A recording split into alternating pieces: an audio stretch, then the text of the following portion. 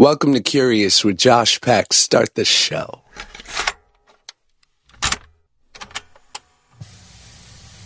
All right, I'm going to try my best NPR introduction.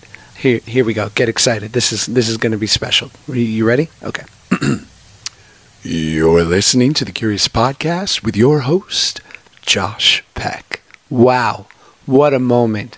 You're welcome for that. You see, kids, listen, follow your dreams, and you too you'll be able to do a poor impression of your favorite national public radio host.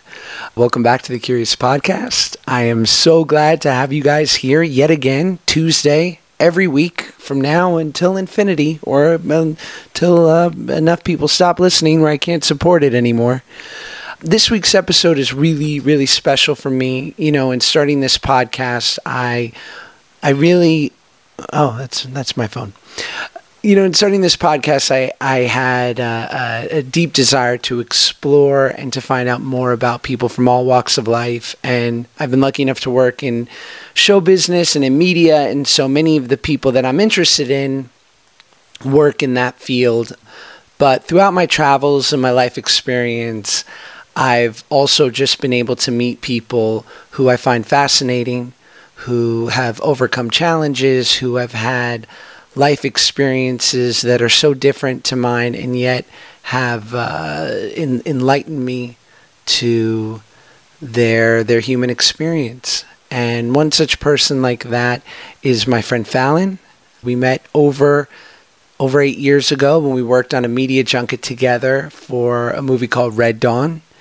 And she was my hairstylist on the media junket, and that is, I can't say enough about her skills as a stylist because she is incredible, and the ability in which to tame my Jufro, to be able to understand the intricacies and the nuances of what my hair does, that is no small feat, let me tell you. But Fallon and I became instant friends, and we've grown closer over the last 8 years. And Fallon, over the last year, had gender reassignment surgery. And it's been really revealing and enlightening for me to have known her through this process and her transition over the last 8 years. And I asked her if she would be willing to share her experience with the listeners, and she was so generous and gracious to do that. So it's my pleasure to share with you my friend Fallon.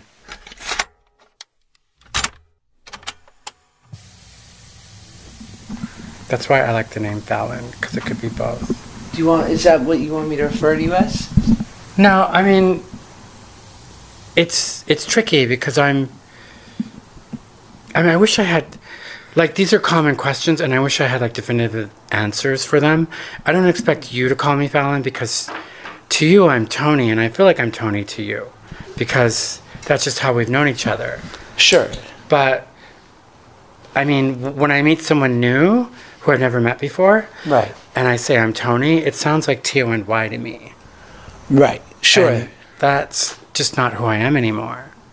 Well, it probably carries years of being called Tony and so much. Yeah. Yeah. You know, I think it would have been easier to transition in your 20s because like, I developed Tony.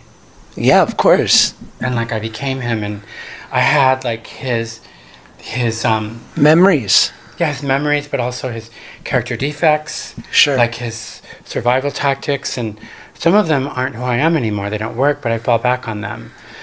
And I wonder if that's why I'm resistant to my voice. It's kind of wild. I should see a therapist. Join the club. I love therapy. Your hair looks good. Thanks. It's kind of light. I mean, I don't mind it though. It faded on tone. Yeah. On tone. On tone. What are the exercises? How do you learn the exercises? Is there like... Are we on right now? Yeah. Okay. But no, it's fine. It's all like, I just like to get the atmospheric sort of, you know. That's cool. It's the natural part of it. I have a client who's come to me for years, and she's a speech therapist. So, like, she knows me really well, too. And we had a couple of sessions. And basically what I do is when I talk from my chest, like down here. Right. And I do it habitually. But we did a couple of exercises, and she found my real voice. Like women talk up here. Like women talk up here. What is that, like in the more nasal? More nasal. It comes from head up voice. Here. Okay. Yeah, head voice. And like men talk from down here. Right.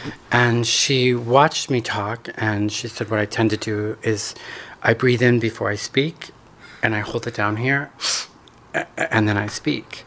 But then also, I mean, like a part of me likes the idea of having sort of like a rich voice. Right. I just don't want... I feel like I look really feminine now, and like people don't even know until they talk to me. Mm-hmm. And I want my voice to match who I am now, if that makes sense. But then there's like Scarlett Johansson, right, who has that great sort of rasp and gravel to her voice. It could almost be said it has a masculine quality, maybe. And that's sort of what I'm striving for. Right. But I feel like I don't have the right tone. Yeah. It's the tone. And she gave me exercises. They're weird. I should do them, and I don't. Like, I have to do this with my nose. So I can, like, acknowledge it. And she told me to stretch my vocal box. Mm-hmm. Like, do a yawn with my mouth closed. Which will make me go up and down, but it gives me more control. Right. See, that sounded better. I did that, and it sounds better. Doing vocal warm-ups are always weird. I've had to do them for singing class, and I'm like, what is going on? You just feel weird. Yeah, it's embarrassing. Yeah, it's embarrassing. Yeah. And like I don't want my neighbors to hear. Right. Like, hi. Or some like I watch lots of YouTube things, and some people what they do, some trans girls, they recommend just talking really high for a while. Right. And then you get used to talking like that. And then you just gradually go down, and then you find where it is. But I mean, like I can't talk to you that way. I feel weird. It feels like I have like blue contacts on or something. Like I'm not. Like it's like being yourself. Yeah, like I'm not being myself, or it's like a barrier between us. Do you find that inevitably, or have you talked with other people that it just becomes second nature, and sort of your new voice is just sort of your natural go-to eventually? Yes, yeah. And that is happening. Yeah. And then I find mostly for me, I have to talk softer. Right. Because I have a tendency to speak like strong, like no, like that's not going to work for me. But I mean, I can talk that way, but I don't know. I have to find it. It's tricky. Well, just to make you feel better, I many times are calling to order food or something, and they're like, "How can we help you, ma'am?" So. Are you kidding me? Oh yeah, I've got a pretty feminine voice. You're not. I kind of have a weird, like, I have a deep voice that also sounds like a little kid's voice. So the podcast listeners, I'm sure, love it. Wow. But it's why I do well with voiceover, which is a godsend, so at least that. But what you were saying before I found sort of interesting in that when you were talking about sort of adopting your new name, and that you felt as though there were things that were Tony's either defects and that you would bring along with you that would carry over into this sort of the new you. But is there, so I guess that's my question, like, because to me, I would assume from an outsider's perspective, and this is me having, not much experience other than our relationship with it, I would think like, of course you bring Tony with you, but there's a part of you has changed, but inevitably the inner workings are still of Tony. And it seems what you're saying is like, no, it's a fundamental shift. It's a new person. That's a really good question. And I had a really hard time grappling with that, and I couldn't figure it out. I saw this poem, and it's like 3 minutes long. It's button poetry. Mm-hmm. And there's a female Tamil person whose name is currently Ethan, and his name used to be Emily. And he just did this poem. He spoke on stage, this poem that he wrote. And he said, it's called A Letter to the Girl I Used to Be.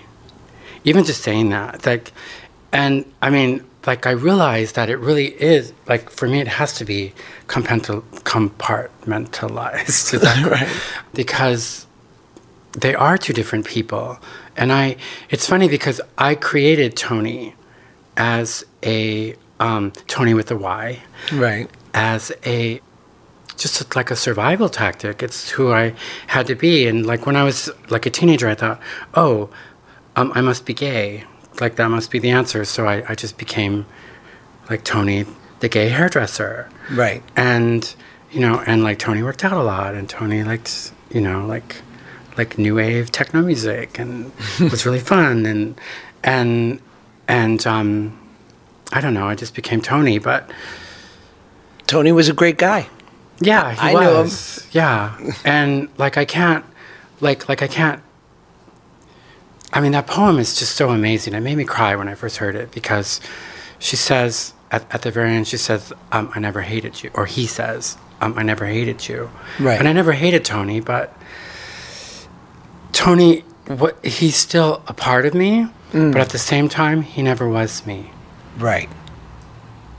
And like, that's really wild. Yeah. Because like how do I respond to situations that are, like when I'm uncomfortable or I'm unsure, I fall back and I become Tony with the Y, but that's not who I am anymore. Serving an old master, really. Yes, but like, not only is that not who I am physically, but like, hormones are just incredibly powerful. Yes. Like, I mean, my emotions, I think differently. I like I'm a different person. Right. So sometimes I respond like Tony would, just habitually, but it's like it doesn't feel right, and I just do it. So like it's like I have to pause, and it's really Old behaviors. Yeah, and it's really hard. It's hard when I'm in my business. I'm a hairstylist, and I have private clients, which is great. That's probably my favorite work now. Right. But I work on sets, and I work with actors, which is great. Like, I love actors. But sometimes on a photo shoot, the energy is just incredible. There's so many different variables and different people. And if I walk on set and I don't know anybody, it's just really uncomfortable. And it's uncomfortable for me. Like, I've gotten used to it now. My surgery's helped a lot. Right. But I think it's uncomfortable for other people because they sense that I'm uncomfortable. Sure. And it took me a while to learn how to respond and how to be, if that makes sense. Well, going back to what you said before, do you ever fantasize about, had you had the choice before you sort of procured a personality, and that you never had to create Tony, that you could have always been Fallon, or you could have always been your true self before you built sort of the exterior that you had to live with? Do you ever fantasize about who that would have been? Would it be the person you are today? Would it have been different? It would have been different. Yeah. And I can't think about that. Right. Yeah. Yeah, like when I was going back to childhood, like when I was a kid, I wanted to be a girl. My entire childhood was about learning what I wanted was wrong. How early did you? As long as I can remember. And before sexuality stuff, it was always gender. Yeah, always. But that's a good, like this is a good point to bring that up. Sexuality is who you have sex with. Right. And your gender is who you have sex as. Right. And I think that's that's very important to discern that difference. It was hard. Like, I mean, I don't blame my dad. I love my dad. He did an awesome job. I love him so much. But it was really hard for him. And at that time, being transgender was not a conversation. Do you think he was aware of it? 100%. Right away? Yeah. Right. We've actually talked. Like about a year and a half ago, I had him come up and visit me, and we spent like 3 days together because he'd been watching my posts on Facebook, and I've been telling him that I'm transitioning, and I just thought we hadn't seen each other for like 7 years, and not because I was mad at him, it's just I was doing my own thing, and we just didn't, but I just felt it was important to me that we spent 3 days together. Right. And I knew when he saw me, he would get it, and he did. And at that point, you hadn't had the surgery yet, but you had been on hormones for like 4 years. Right. And I had breast. Hormones changed, like I'm an inch and a half shorter. Wow. My shoes are a size and a half smaller. I have like a natural B cup, like when I eat. My hips are 3 inches wider.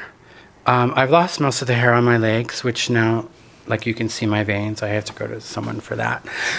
I lost my abs. They're gone. Right. I have a stomach. I have all the veins on my arms are like gone. Like I was concerned what I was going to do about that. Most of the hair is gone. I used to have hair on my knuckles, gone. Did you instantly gain respect for women's plight when they say, like, it's so easy for you guys to lose 10 pounds and what we go through? And I can't even. Yeah. Yeah. I mean, everything that I used to judge about women, like now I get it, and I'm just like them. There's a lot of crying. Right. Transitioning is like, it's so much crying. And do you think it's the hormones alone, or it's the pure experience, right? Years of shit coming up. I mean, all of it, yeah. Right.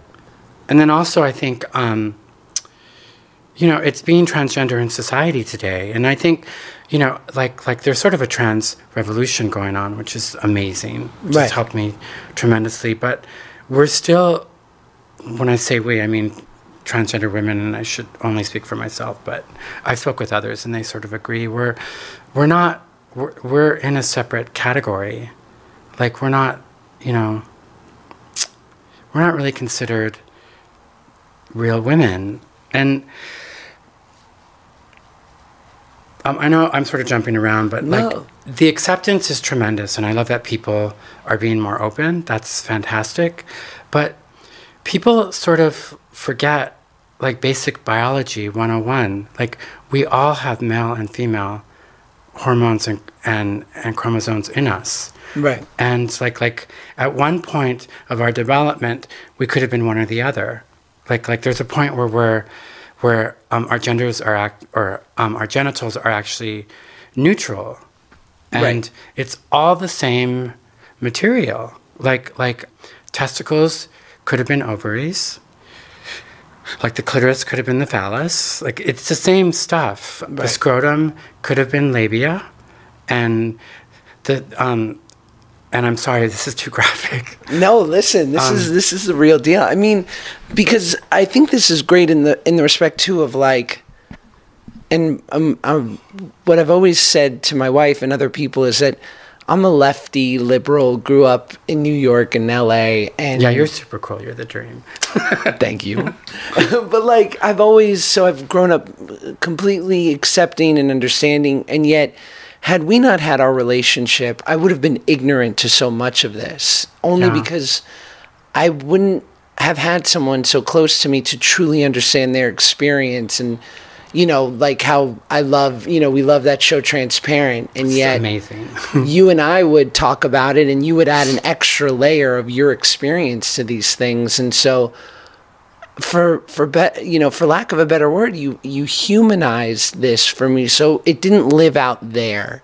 Whereas, it's Caitlyn Jenner or it's someone else's experience. And of course I'm accepting of it, but maybe I didn't have the empathy that I did for a close friend going through it and seeing all the things that you had to face. And so when you talk about it, I think it's great that people can, truly kind of understand, because they know the general terms of it, but there's so much more. Yeah. And thank you for that. Of course. But, exactly. Precisely. But, also like what kind of bothers me, and it's not people's fault because like no one knows about this, but I mean, it's not that weird or unnatural. Like we eat, have these hormones in me already. I mean, what I had was hormone replacement therapy, so I just had them adjusted. And like, like people sort of think of a transgender woman as sort of like I'm transitioning into like another species, right? Like a horse, or or like a tree or something. But it isn't that unnatural. Like the hormones that enabled me to do that are of natural origin, and like my breasts are natural and they're beautiful. I love them. That was the biggest thing for me, was letting my breasts grow. Going back to what you were saying before, so you're young and you're growing up and you have these feelings, and was it instantaneous where these feelings came up and you said, "Oh, this isn't allowed," or I can't express this here," or was there a moment where it became clear to you that like I'm not going to be able to be my full self? You know, I don't remember the moment. My entire childhood was that. Like, my entire childhood was like, don't act that way. You're not supposed to want that. Why don't you play sports like your brother? Right. Sometimes it was like, please don't do that. It's embarrassing. But that's no one's fault. I'm not blaming anyone. Like, that's something that I have to do with it now. And I think my dad just did what he thought was best for me at the time, and that was to raise me as a boy. Right. Like, and, you know, and my dad did an awesome job. My mom wasn't really there, and that was really, really hard. But I understand now that some things just, it's probably for the better. And I don't want to get into too many details because it's kind of personal for her. Sure. But, I mean, we're in communication now, and I mean, I love my mom. She just wasn't, I didn't have that role model, and I think it affected me, and I don't want her to feel bad, but like I've always just sort of been alone. I was with like my brother and my dad, who are awesome, but they're like dudes, and I didn't look like them. Like I look like my mom more. I was lighter skinned because they're both Mexican, right? And I just I don't know if that affected how I am in the world today. I'm sure it did.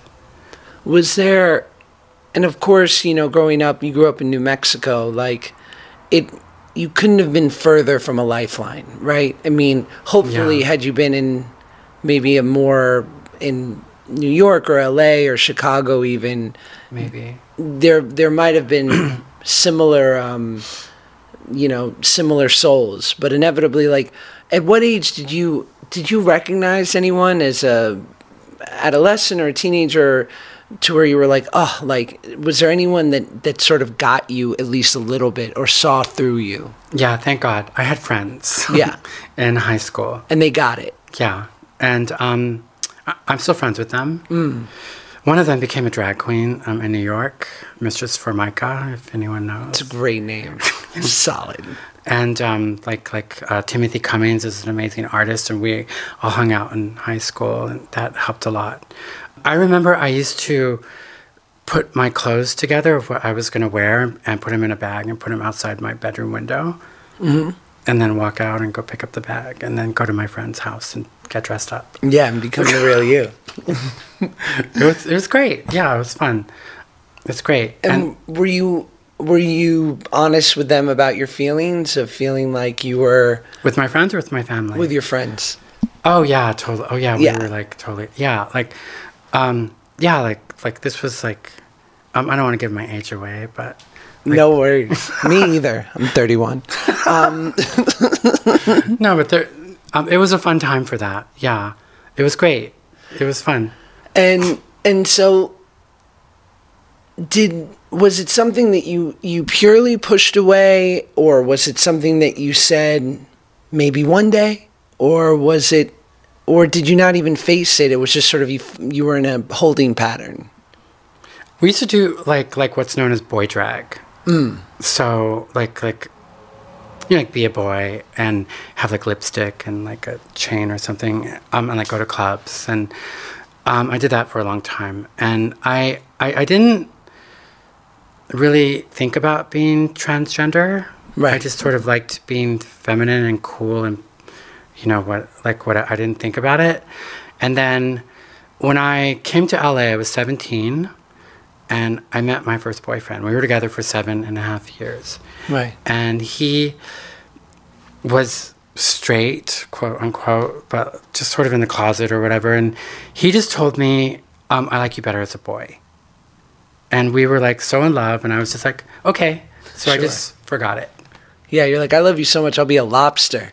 Like, whatever you need. Yeah, like, it was really sweet. I mean, he was 11 years older than me.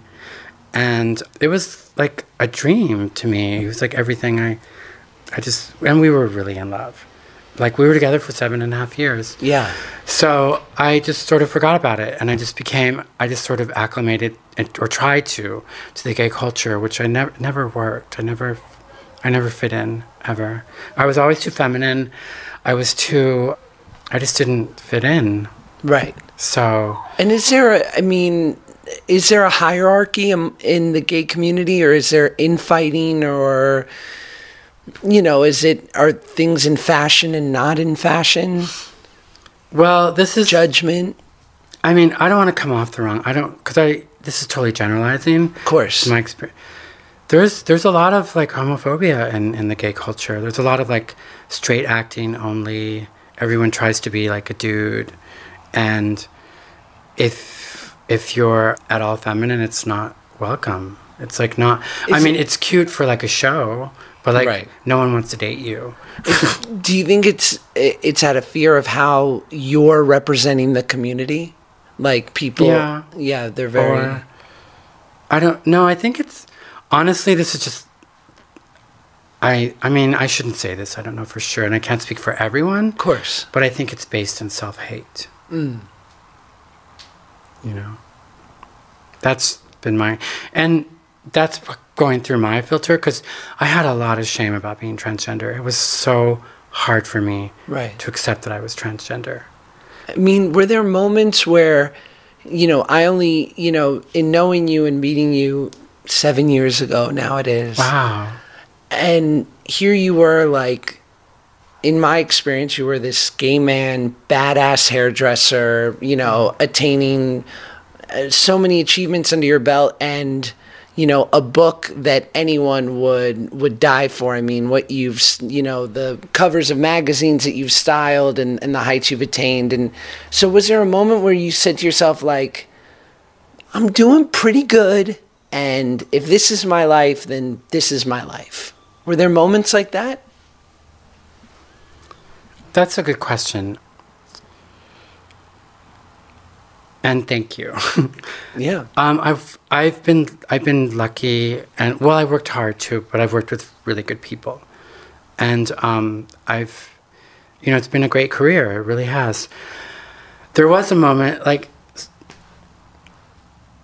should backtrack. So what happened, how this transgender thing came back around was, I've always sort of seen straight guys, and even though I know technically they're not, because I at the time was a male and I had a penis.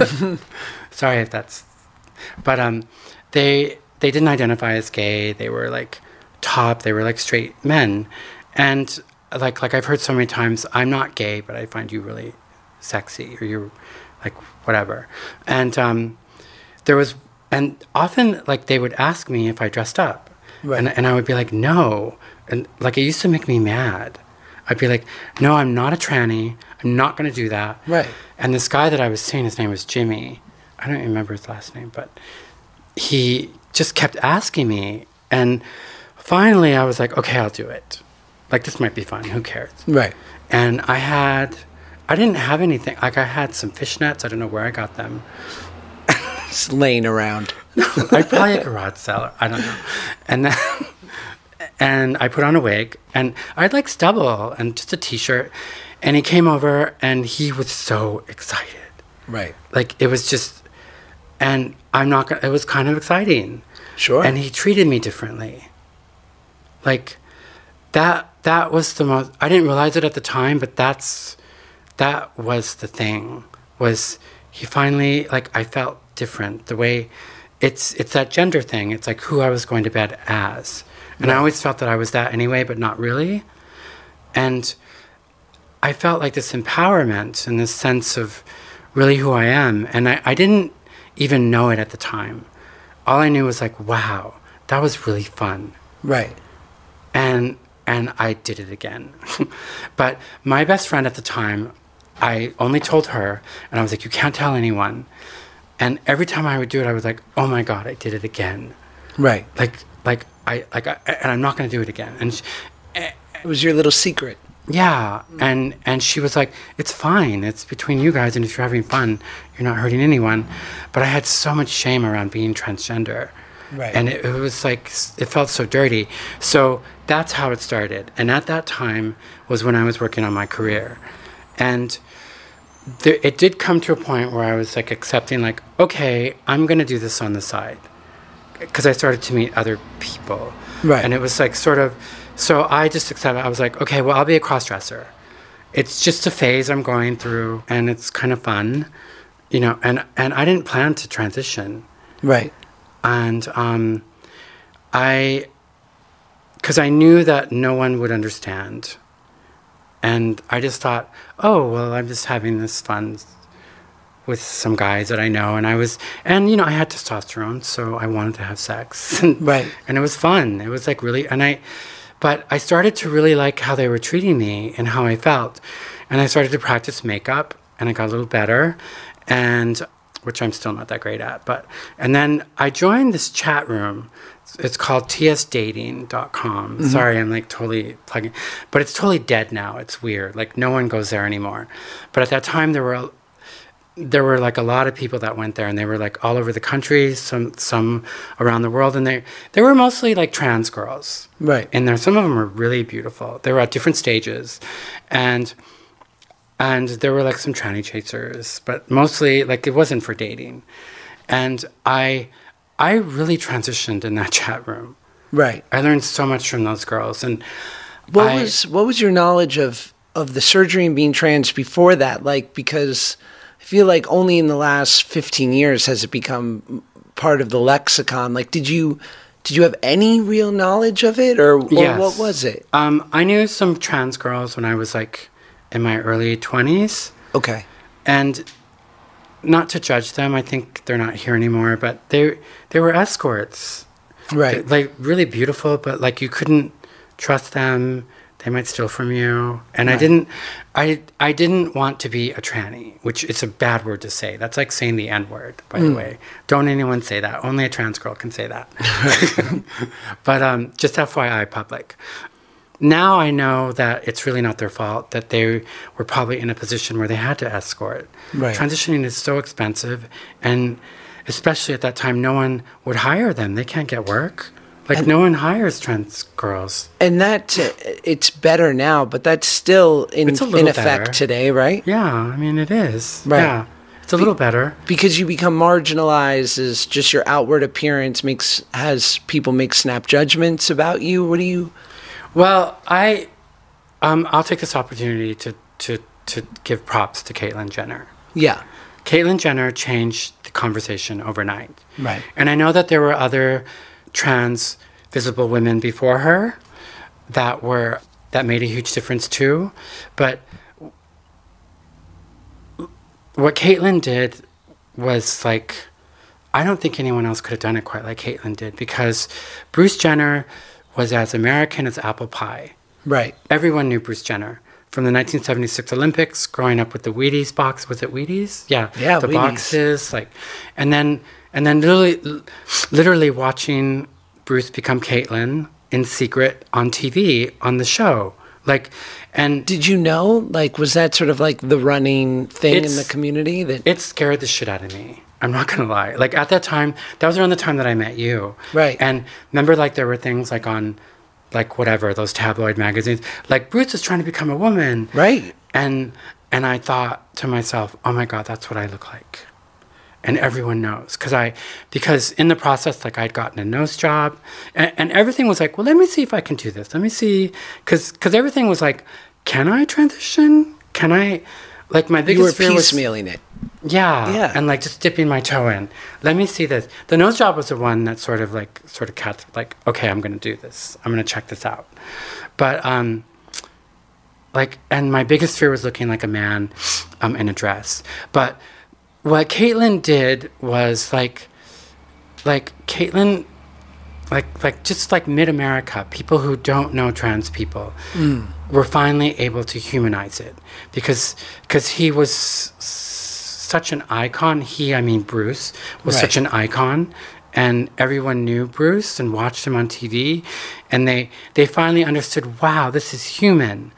This could happen to someone I know. Right. And this is what I've been watching. And they finally saw it as human. Because everyone knew a guy like Bruce, like a father, the athletic father who was kind of in his dad shirts and sort of curmudgeon, yelling at the girls to get in the car because they were late. Yeah, it's fun. And before Caitlyn came out, sorry, I had to soften my word. Before Caitlyn came out, like transgender was sort of like this like dark subculture thing that no one talked about. It was like a sex fetish. They were like there was like the TS porn, and they were like no one wanted to be associated with that. Right. And not that I'm not saying all trans people were that, but that was sort of the general consensus of what it was. That's what people like, oh yeah, that's cool, but no one wanted to be associated with it. And that being said, I was terrified work-wise. Right. I was like, because I work with some high-profile people, and I don't blame them. I honestly don't. Because there's some people I don't work with anymore, and I think that's why.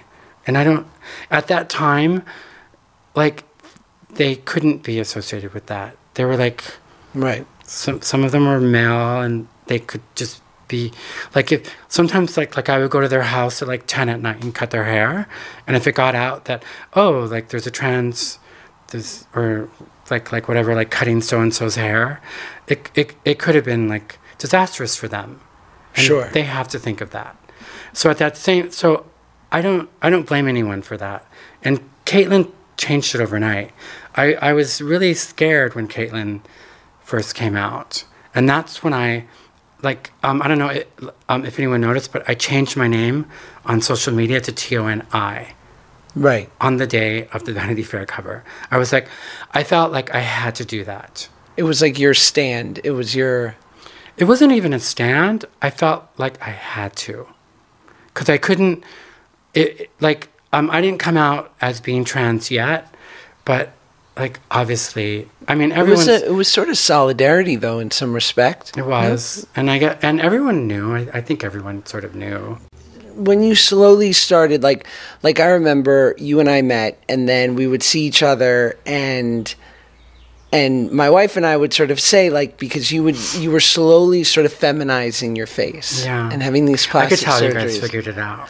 Well, yeah, a little bit, but and so when you're sort of dipping your toe in that way, what's the first thing, and do you sort of try to trick your plastic surgeon into just thinking you just want a specific thing, or are you sort of on the same page saying, like, I want a feminine looking XYZ?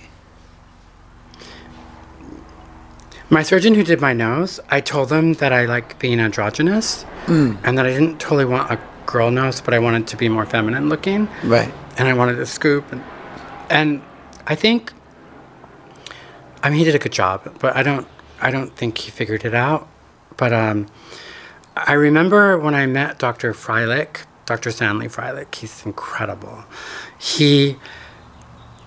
I had like our first consultation, and I wanted to have my upper lip lift, which totally changed my entire face. And that's a kind of the point of no return in some respect, right? Because it's a distinctly feminizing surgery. Yes, for your face. And he like I explained to him my work and my fear of completely transitioning because I might lose clients, but that I'm on the fence if I want to transition completely. I told him about being on hormones. It was very like liberal. I just told him everything.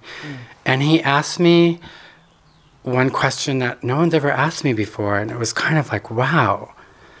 And after he heard all this, he just said, if hypothetically, if you had to become a woman tomorrow, like if you didn't have a choice and you had to, right, what would be your reaction? Like how would you respond?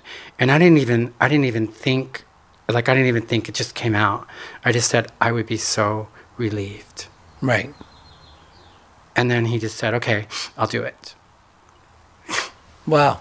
And that was like a big turning point for me. Because, like, I don't know. It's like, what am I doing? Another huge turning point was the gym. The gym was I kind of came out at the gym, too. What happened was... I remember this. This is kind of an important story. Yeah. I mean, there's a part of the gym that I really like to work out in. And it's really where all the girls work out. There's like some cardio machines and, mats and stuff like that.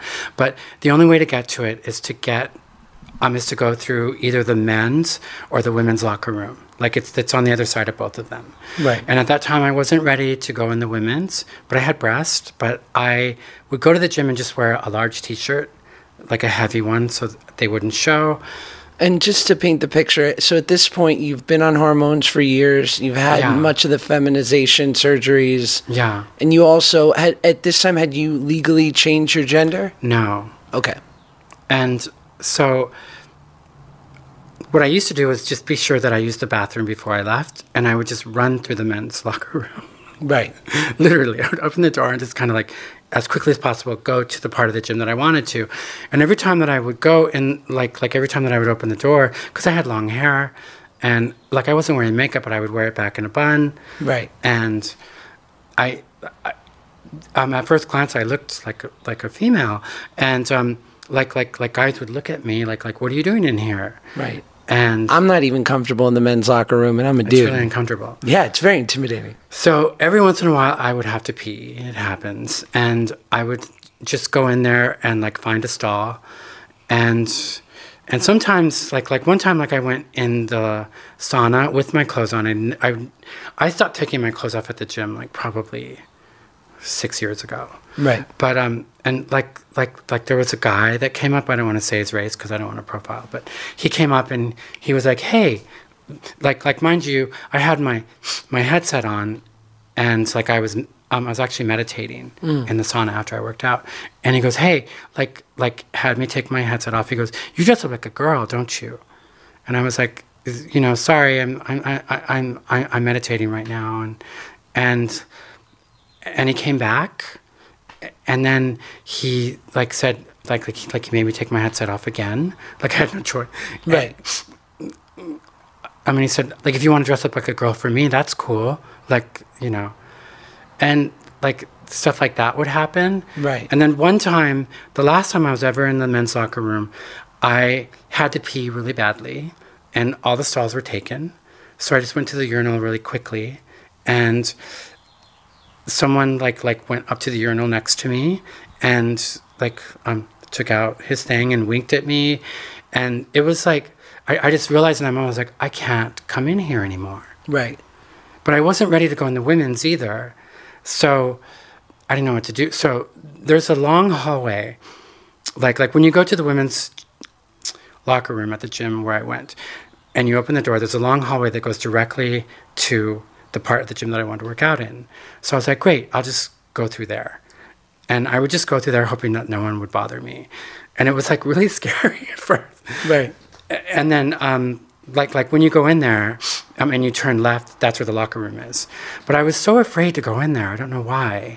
And eventually, no one bothered me for a while. And then one time when there was a girl at the front desk, and this was right before all the gender bathroom thing happened in North Carolina. Was it North Carolina? Right.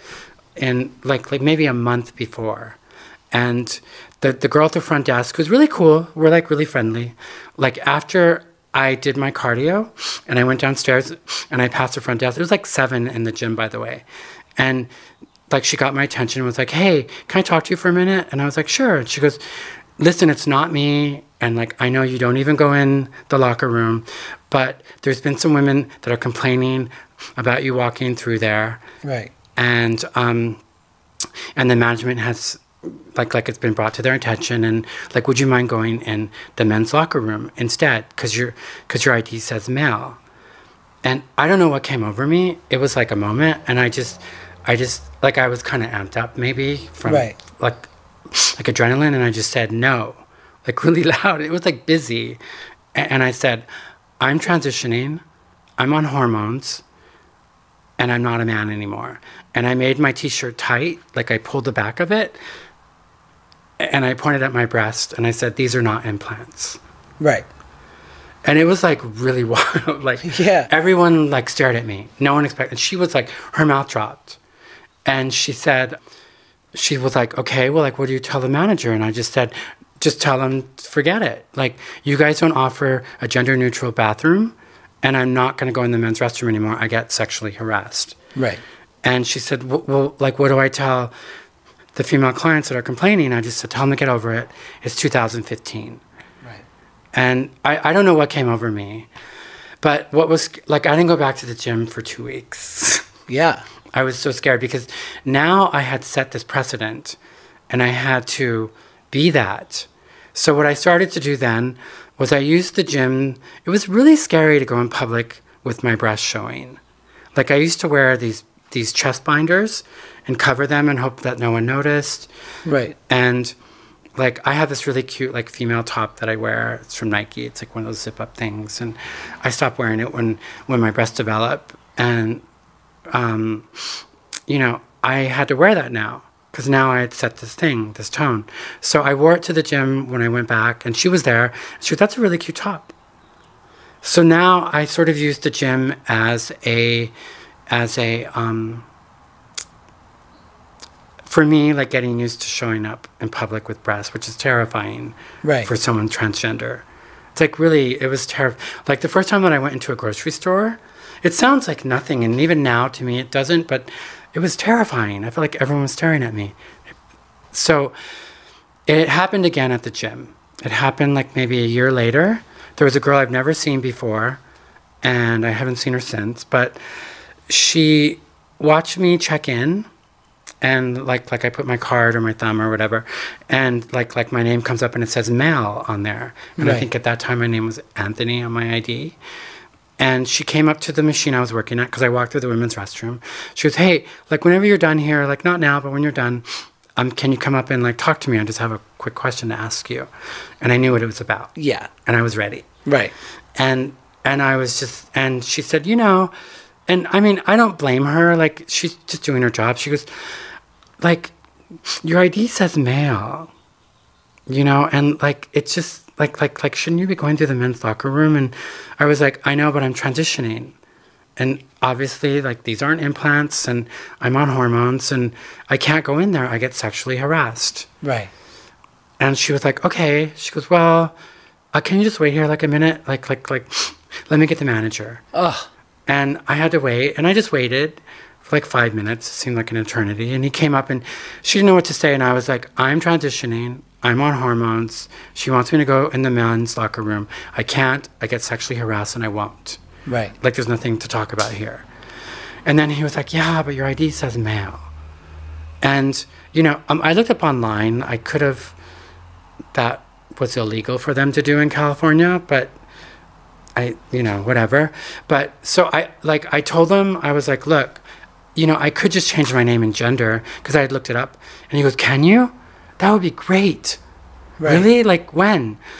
And it's sort of like, that's annoying. And I was like, well, I'll look into it. Yeah. But I came home and I realized, like, you know, what am I doing? I'm on hormones. I have breasts.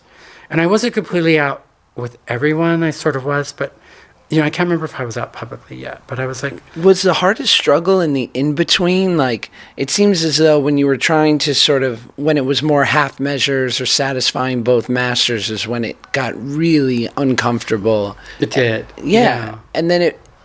You know, to where you are now, where you've gone through the entire journey, it feels like along with it came a freedom that you hadn't experienced before. Yeah, but that also has opened other doors. But you have that story about your friend who said, well, people don't know how to treat you because you've not really committed to either or. Yes. And it was about the makeup. Yeah, it's very important that I wear makeup when I go out. And it's silly, but like... It's like making a proclamation, like, this is me. Well, yes, but it's also really kind of... This is annoying, but it's like a gender norm that's expected. Right. Like, women have to have makeup on. Does it... I would imagine for you, right, that you're picking up on all these things that I, as a straight, male, don't pick up on. It's like all this, for lack of a better word, all this stuff on the DL. So you're getting these glances and these looks and all these things that are going on that I'm sure for you, you're just like, oh, give it a rest already, that I don't even pick up on because it's sort of living on a frequency that right? Yeah, it's a lot. Yeah. I mean, that I don't even go out a lot sometimes.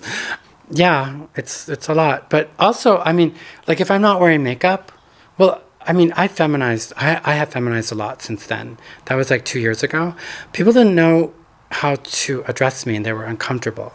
They were like, people subconsciously have to put you into a category. Right. They have to know if they're standing in the elevator next to you and like they're side by side looking at, they have to know if you're male or female. If they don't, if they get extremely uncomfortable. Right. You can see it in their face.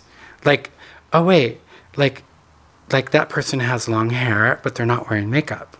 And what kind of clothes are those boys or girls' clothes? Are those breasts? And they get like this weird discomfort. You can see it in their face. Right. And then you start to feed off that. You're like, oh my God, what's wrong with me? Do I look weird? Or like, a friend had to explain it to me, like, just wear makeup. And even if they see me and think, oh, that's a transgender person trying to be female, they're more comfortable knowing that than not. And then they feel as though you're like keeping a secret from them or something, or there's something going on. Like it's going to hurt them at all. It's weird. Like, but my life has been much easier that I wear makeup. That's kind of where like the whole gender expectation that they put on, and it's true. Like if you really think about it, if you're in a room of just people, right, and you scan the room and look at heads, like at a party or whatever, and like anyone who has, like mascara and eyeliner, some sort of darkness around their eyes, that is immediately identified as a woman. Right, there are certain like signposts. A lipstick. Yeah, and then if you see a man who has no makeup, like it really is the deciding factor. And if people pause for a minute, they get really uncomfortable. It's kind of weird. And I don't know if that will change in time but life is easier when I wear makeup. Right.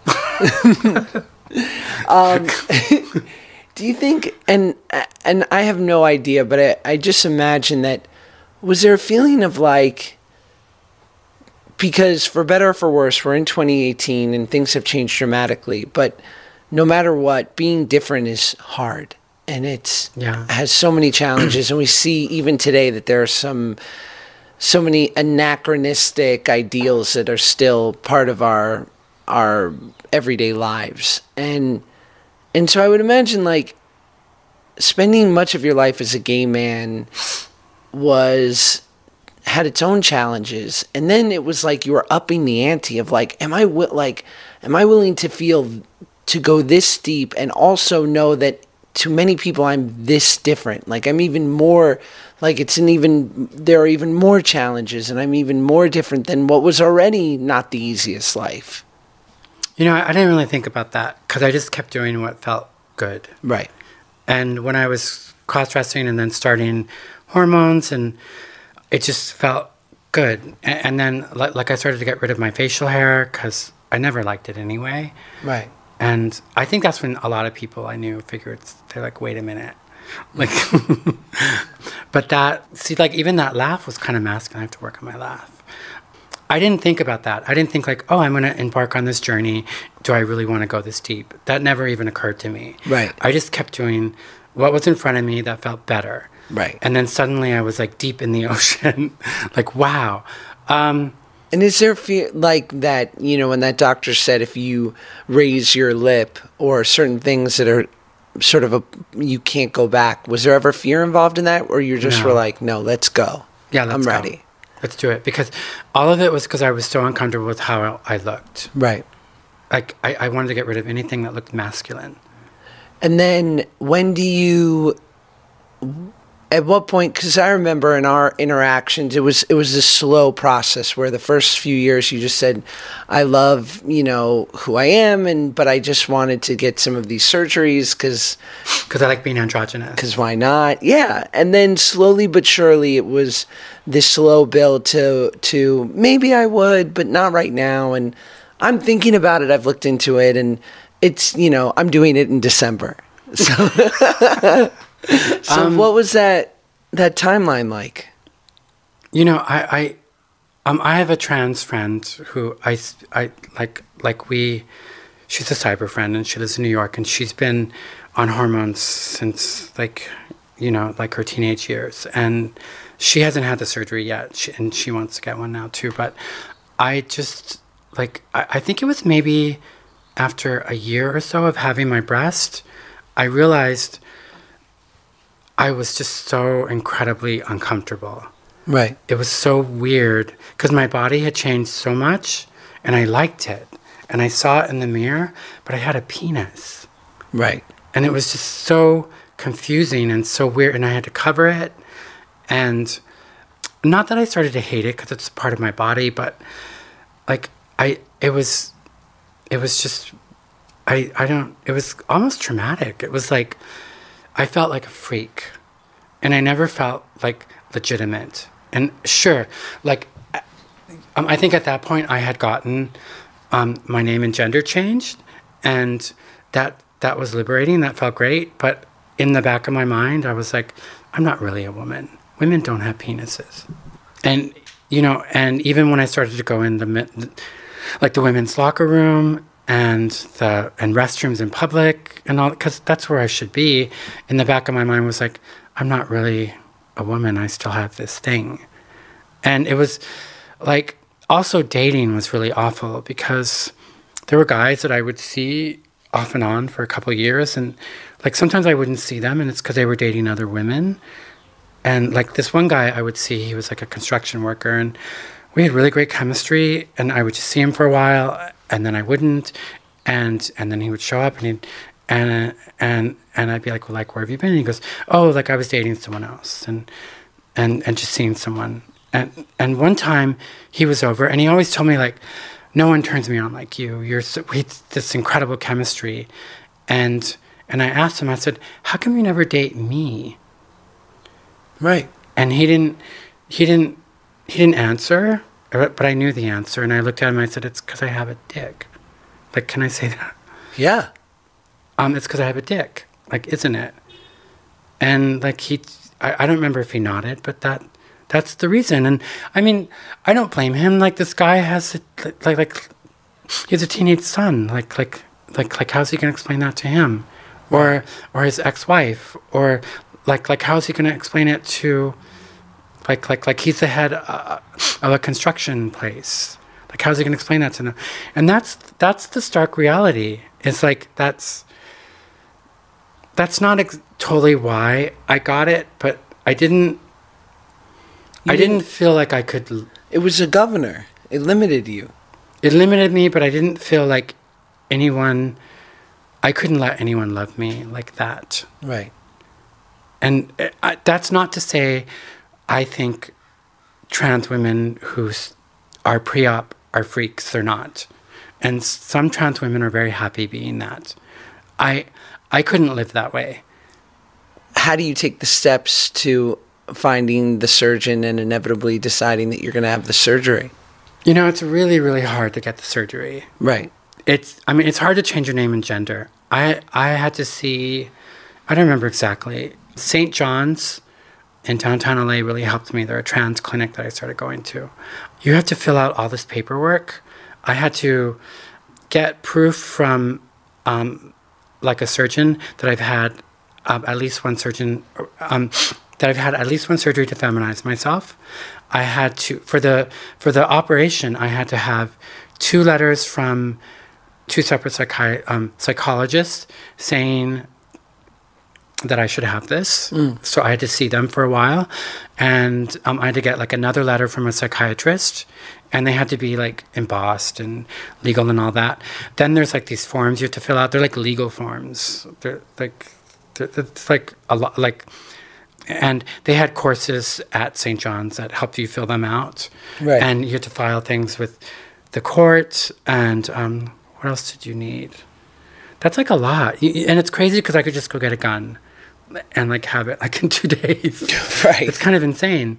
So you had to go through all that. And then as far as choosing a surgeon, there aren't a lot of choices. It's a very complicated surgery, and there aren't that many people that do it. Probably in, I think in Los Angeles, there's maybe 3 or 4. And do they tend to always be plastic surgeons who have a specialty in this surgery, or just general surgeons? No, it's a specialty. It's Right. very special. And there has to be a urologist present and a plastic surgeon. Right. There's one guy who's he's like the vagina whisperer. That's what he's known as. Oh, really? Yeah, but he wouldn't take my insurance. So, but I'm very happy that with my surgeon and like I'm happy with mine. So like I really didn't have much of a choice. And What were the weeks or days leading up to the surgery like? everyone told me, "Oh my God, you're so courageous. You're so brave." Right. And I didn't think about it.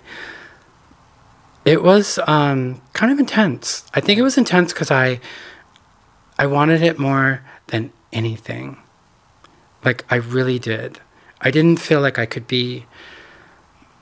I couldn't continue my life without it, and it took me probably 1.5 years Right. to get like everything together. I had to jump through a lot of hoops and call insurance companies, and they helped me.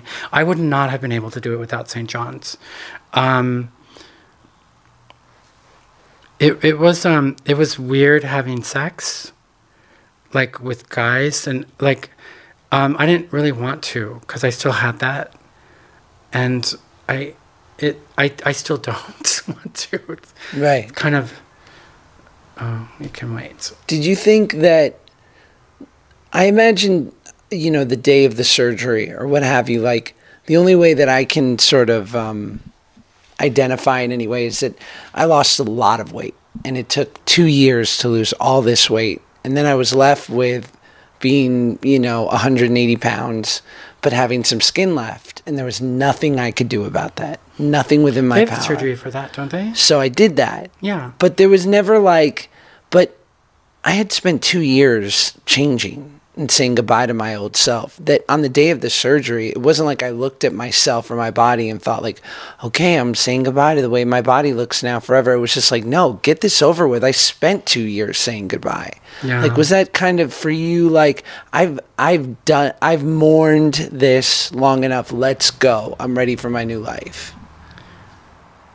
I don't know. I didn't think about it that way. I just I had to do it. Yeah. Like I just had to. I couldn't.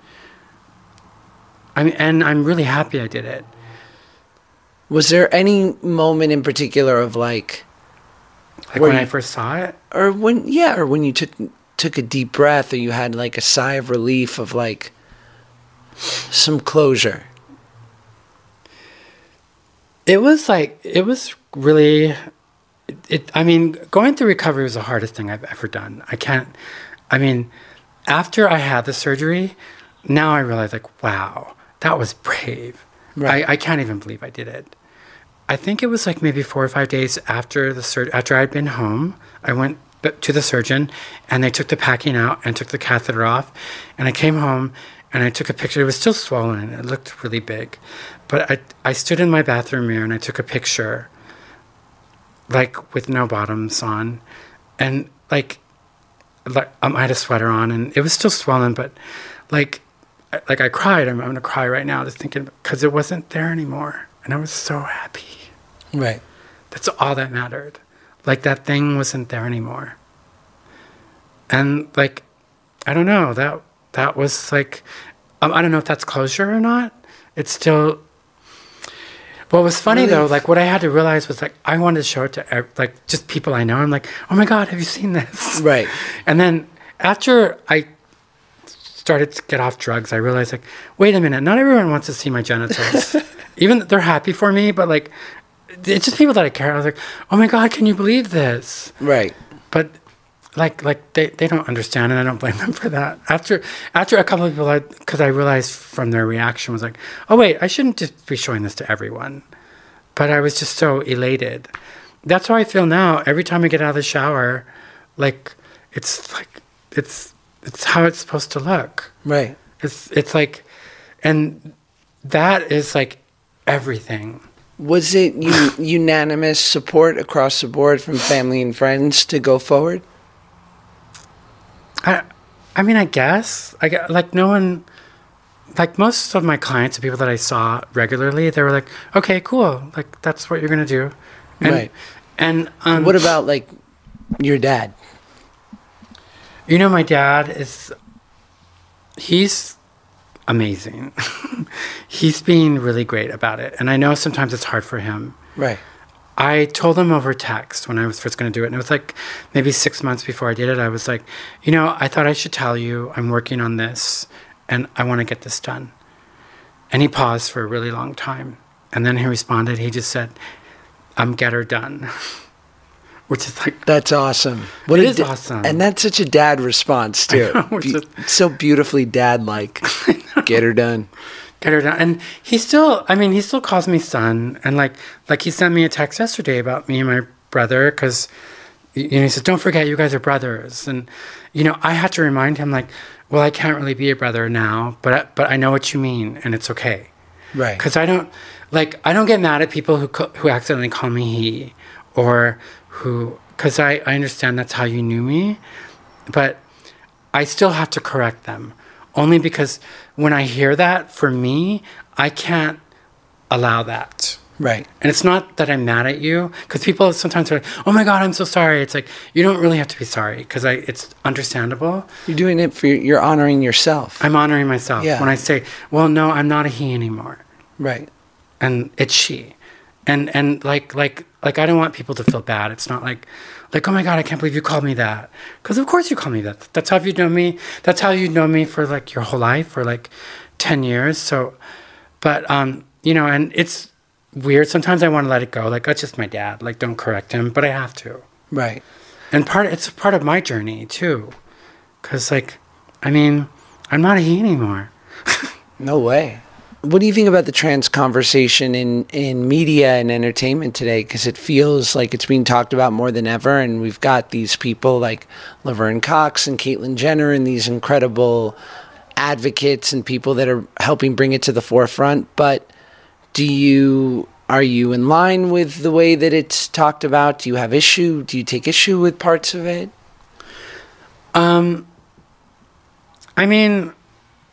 I agree with most of it. I think it's great. I think it's important that we're visible. I love that there's a Trans Visibility Day, because, like, as I spoke of earlier, a lot of my transitioning was in secret. Right. And generally, in history, and most often, trans people are secret. Right. Like, we only come out at night. As far as politics, I don't agree with Caitlyn's politics. Right. But at the same time, I see the perfection in that she has those politics, because she's like Republican, and we're all people. So, I think I can see the beauty and perfection that there was a very visible trans person at the inauguration. Right. I think that's kind of perfect. And a lot of gay people are really mad at Caitlyn for things she said, and I don't Caitlyn has never lived in the gay culture, so I don't think she understands. I've had to deal with connecting gay culture with trans culture, because we are under the same umbrella. We're LGBT, and we are all discriminated against, in different ways, but right. We are like the same group, even though we're completely different. And, I had to deal with that, because when I was first transitioning, I was like, I kind of hated the gay culture, because they were so mean to me for being feminine. Right. But that's just the gay culture. And it's not about me. It's there's a lot of gay people I really do like, and not everyone's like that. What is sort of the most glaring misconception or mishandled thing that you find with people when it comes to someone who's transitioning? Well, I don't. People. How can we do better? When people find out that you're transitioning, and maybe it's the first thing they ask or they wonder, but it's like they ask like if you've had the surgery yet or not, and that's so like you're asking like you're asking someone what's in their underwear, and like you don't even know them, right? And it's also like it's usually, not always, but often it's a huge issue for someone trans. Like that's like, don't ask that question. Right. Like let them tell you if just let that come naturally. And I think also just a misconception that I mean, thank you for your acceptance, but we don't always necessarily need it. Sometimes it's a bit condescending because there's nothing wrong or unnatural with this. This is perfect timing because I feel like your neighborhood's coming alive so I guess and I guess one of my last two questions would be, what would you tell young Tony? Oh wow, I read that question and made me cry. Yeah. You know, like I was talking earlier about like Tony, the boy that I sort of developed, who was really a girl, and I've sort of been. I think about Tony a lot. I think about him a lot. Right. And I've sort of I'm coming to terms with, I'm sort of thinking about him as a her now. Because that's really who Tony always really was. If that makes sense. That's just what I'm going through right now. I would tell Tony, I'm probably going to cry. It's okay. There's nothing wrong with you. Right. You're perfect just the way you are. And just do what makes you happy and don't worry about what they think. Yeah. And, you know, just like treat everyone like that. Yeah, I was thinking it's probably the perfect advice you could give to most kids. Anyone. No one told me that when I was a kid. Right. No one ever said that. And I'm not blaming anyone. Like, I was raised great. I learned a lot. I learned how to work. But, like, I didn't have that. And I think, well, you know, we all need that. Right. We all need it. But I think that's so much of why, just from the outside, you have so much joy and peace is because you've accepted your story and who you were, and that we've all had our trials and tribulations, and some deeper than others, some different than others. But inevitably, you're not blaming any one particular thing. It just all led you to this point of you being who you are. Yeah. Yeah, I mean, like one of my trans friends, she sometimes says like, you know, because we have, I mean, hormones are like, wow. Like, Right. like, for real. And women know, and now I know. But it's weird. I just get this sadness sometimes, and it's like this weight that envelops your whole body. It like presses down on you. And we share, and she's told me like, she's upset, like, you know, like, why was I never born a girl? Right. And I remember I used to think that when I was a kid too, and I used to be so mad about that. But, like, I don't know, I mean, there's a reason I wasn't. And, like, there's a reason that I worked through all this. Right. And I don't, like, I can't believe I did this, to be honest with you. And, I mean, I don't take it back, I guess. I've had a pretty amazing life. You know, like, maybe I chose this challenge before I came here. Because it's really hard. Transitioning is really hard. That's another thing I want to say for people. Like, we deserve a lot more respect than we get. And I'm not saying that in like, you know, like a victim sort of thing, but like, it takes so much courage and money and fear and like just and the emotions, like I mean, even like, I don't know, I got to do this like a couple of weeks ago. You know, I had a client here, and someone came from what's it called, not Grubhub, but something like that. What's it? Postmates. Postmates. And the person that delivered like I ran outside to grab it, and she was trans, and she had like a little whiskers on and like a t-shirt, and I couldn't tell if she had breasts yet, because I looked at her and I just knew where she was at. Yeah. You know, she had like long hair, and like, you know, I could sense that nervous energy of not being comfortable, like being a little scared, giving me the package, and I just looked at her and I said, "You look great." And like, that was so awesome. And like, I could see her light up. She just was like, "Thanks." Yeah. She did. She looked beautiful. Sure, she had a little whisker. She wasn't perfect. None of us are. Right. And she was wearing like a baggy t-shirt. I remember that. Right. I remember I had like 4 of them I wore. There was one particular black one that had this print on it, like a web, and it covered my breast perfectly. I remember that shirt. Do you remember? It was sleeveless? Yeah. I wore that like so much. I still have it. I can't get rid of it. Yeah. It's a great shirt. Yeah, it's a great shirt, but I wore it like, and it's because it. Yeah, it was like your armor. Yeah, it was my armor, and she had the same thing, and I could tell. I sensed that insecurity. Right. Like, of having to show up in life and like be in the middle, and like just honor those people. Like, their battle is like really intense, and everyone has a battle, and we should honor everyone's battle. But like, just, you know, that's the main thing. Like, it's I mean I felt so good doing that, because she's beautiful. There's beauty in all of it. That is it. That was Fallon. Thank you.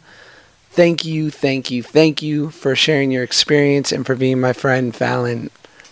It's an honor. And thank you guys for listening.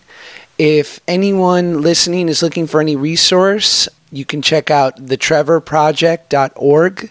And it's a great resource that provides help for the LGBTQ youth community. And have a great 4th, everyone, if you're in America. And if you're listening to this and, you know, you're not from America, well, then just enjoy a Wednesday, just another Wednesday. Not special at all. Just a nice summer day, sure. Maybe you go to the beach.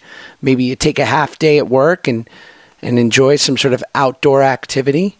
But if you are from America, enjoy our nation's birthday. You know what I mean?